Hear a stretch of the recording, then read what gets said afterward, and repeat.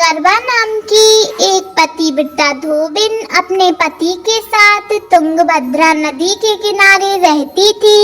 एक दिन जब वह पति के कपड़े धो रही थी, तब एक मगरमच्छ ने उन्हें अपने दांतों से दबाकर यमलोक ले जाने लगा। पति की पुकार सुनकर करवा वहीं पहुंची, मगर को कच्चे धागे से बांधकर यमराज के पास ले गई।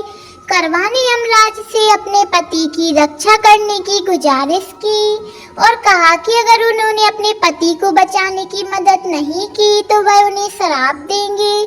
करवा के साहस से डरकर यमराज ने मगर को यमलोक भेज दिया और पति को दीर्घायु होने का वरदान दिया। मान्यता है कि तब से कार्तिक कृष्ण की चतुर्थी को करवा चौथ का व्रत रखा जाने लगा है।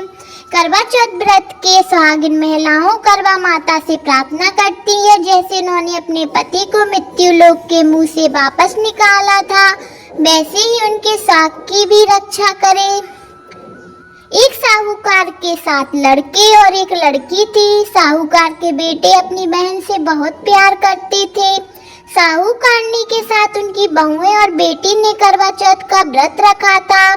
चौथ में व्रत को चांद को देखकर ही व्रत खोलते हैं। रात को जब साहूकार के लड़के भोजन करने लगे तो उन्होंने अपनी बहन से भोजन के लिए कहा। इस पर बहन ने बताया कि उसका आज व्रत है, वह खाना चंद्रमा को अर्घ देकर ही खाएगी, कुछ खा नहीं सकती। सबसे छोटा भाई अपनी बहन को इस हालत देख ही नहीं गई।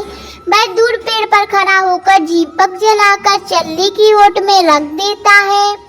दूर से बहन को दिखाता है कि छल्ली की ओट पर रखा दीपक की तरह चांद निकल रहा है। ऐसे में उसे लगता है जैसे चतुर्थी का चांद हो। बहन ने अपनी भाभी से कहा कि चंद्रमा निकल आया है, व्रत खोल लो, लेकिन भाइयों ने उसकी बात नहीं मानी और ना ही व्रत खोला। बहन ने अपने भाइयों की चतुराई समझ में नहीं आई। उसे देखकर करवा को अर्घ देकर निवाला खा लिया। जैसे ही वह पहला टुकड़ा मुंह में डालती उसे छींक आ जाती, दूसरा टुकड़ा डालती तो उसमें बाल निकल आता, तीसरा टुकड़ा मुंह में डालती तो उसकी पति की मृत्यु का समाचार मिलता। वह बेहद दुखी हो जाती। उसकी भाभी सच्चाई बताती है कि उसके साथ ऐसा क्यों हुआ।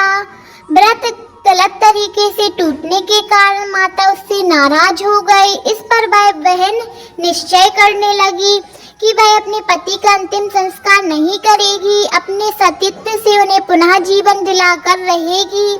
शोकातुर होकर वह अपने पति को शव को लेकर 1 वर्ष तक बैठी रही। उसके ऊपर उगने वाले घास को इकट्ठा करती रही।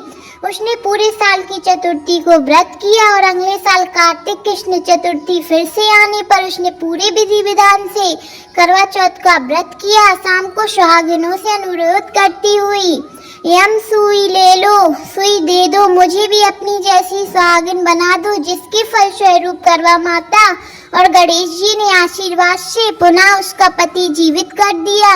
जैसे गणपति और करवा माता ने उसकी सुनी, वैसे सभी की सुने। सभी का सुहाग अमर रहे।